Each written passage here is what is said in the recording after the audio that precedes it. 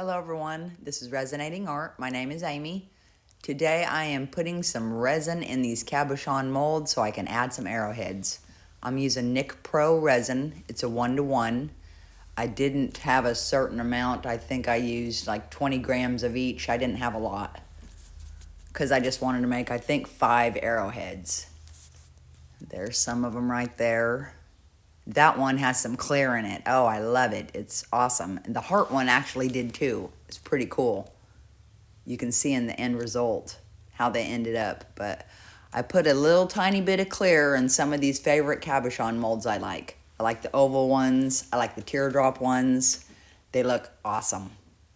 So after I get my resin in there, then I am going to get a little tiny cup of resin and I am going to put the arrowheads in that to try to coat them because I'm trying to prevent bubbles on the bottom side of the arrowheads or rocks, whatever you want to use.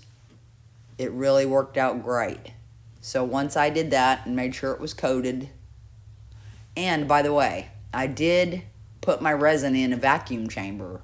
If you don't have a vacuum chamber, you need to make sure your resin is fairly warm when you're mixing it to prevent bubbles.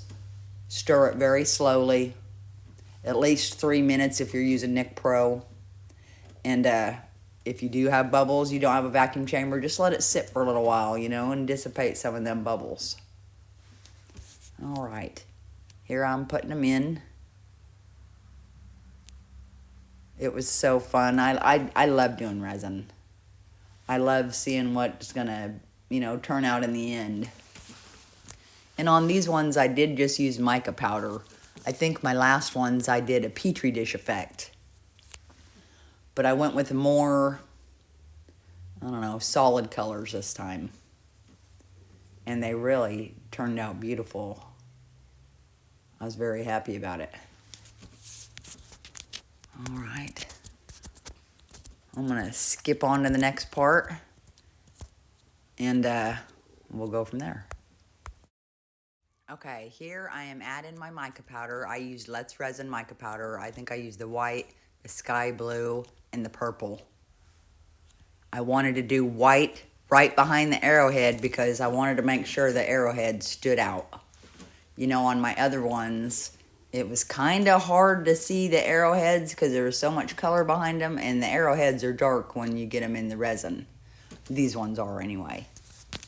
Except for one of them. Oh my gosh, it's so pretty. It's the very last picture I show when I reveal all the results.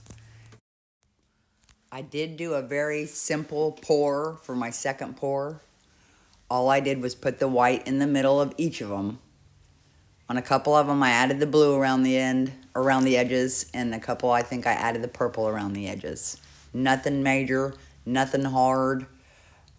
When I got all this color in, all I did was let it cure, and boom, my results. I hope you have a great day, and here they are.